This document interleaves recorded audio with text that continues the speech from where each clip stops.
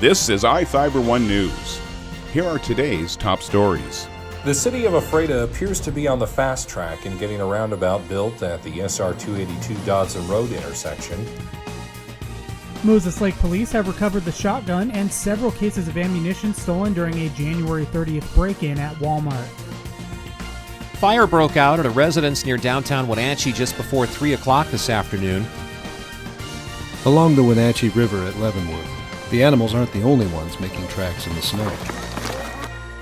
From the iFIBER 1 newsroom, this is iFIBER 1 News. And it starts now.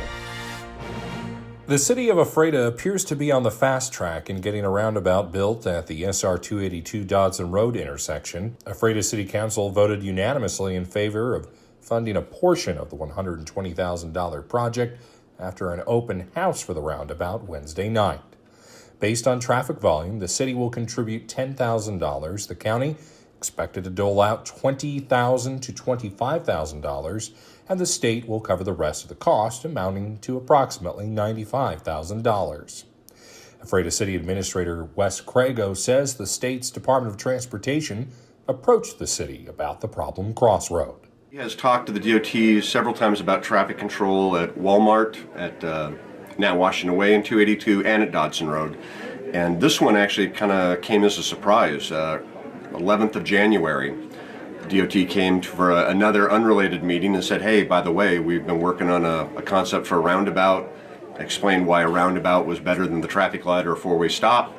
And we ran with the ball from there to get them here for an open house. And the county has already joined the project as a participant, and we're kind of the last little piece of the puzzle. iFIBER 1 News spoke to DOT engineer David Kenninger, who says the new infrastructure will dramatically reduce the danger. So roundabouts show the biggest safety benefit of all the options we have. Shows about generally a 90% reduction in fatal and injury collisions. The big reason for that is the speeds are just slower going through there, and people are able to stop and avoid hitting each other.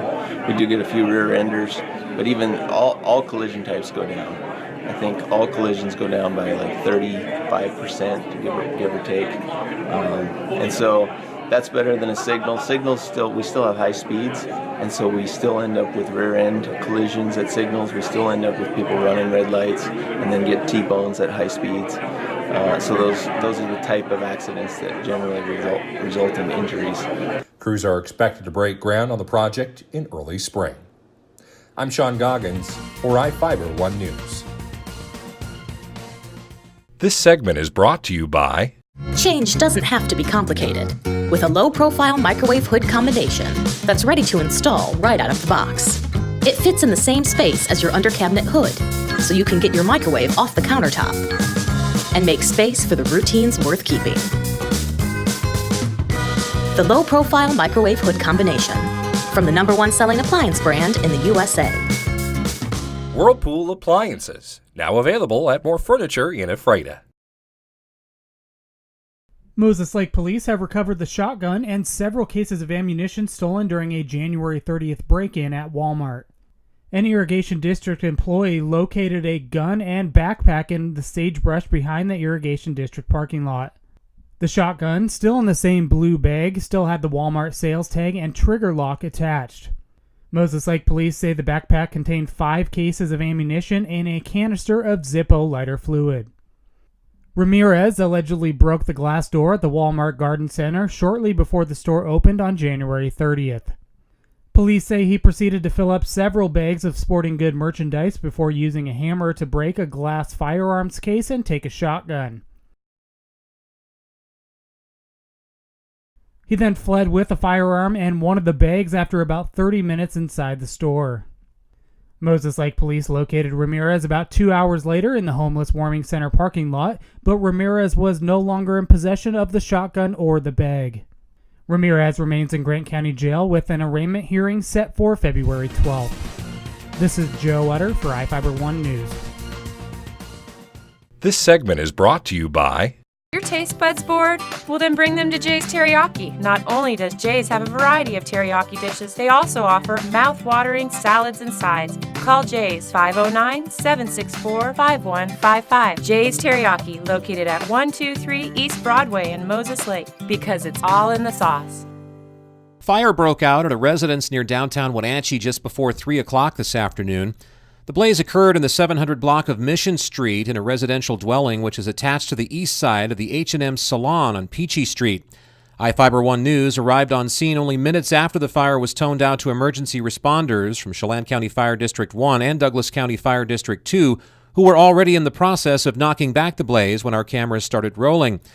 A shroud of dark smoke could be seen emanating from the main entrance point and roof of the structure, which firefighters quickly snuffed out using water along with other suppression methods, which kept the flames from spreading. Emergency crews also pulled a frightened dog from the smoke-filled residence and reunited her with her owner, who is also one of the primary tenants of the property. I was a block away. You were a block away and you saw the smoke? Yeah. And so you came rushing back, and your dog? Was inside. Was inside, but we saw them pull the dog out, and he's okay? She's okay. And Shy is her name? Yeah, Shy, and I have a pair inside. Have you had a chance to look inside at all? Or? No, they say he's okay though. Okay, and that's probably what's most important to you? Crews initiated a fire attack here on the back, knocked the fire down, went inside, searched for occupants, and confine and extinguished the fire. We're able to locate the dog, Shy. No damage to adjacent structures. It looks fairly confined from the porch, and it broke out the windows and entered the structure from the back porch. Appears to be confined to that area. I haven't personally had a chance to look yet. I'm suspecting minimal damage throughout the rest of it. Chelan County Fire District 1 Chief Brian Brett says the home's occupant also owns a parrot, which was located in a part of the residence that was not affected by the fire and survived unharmed.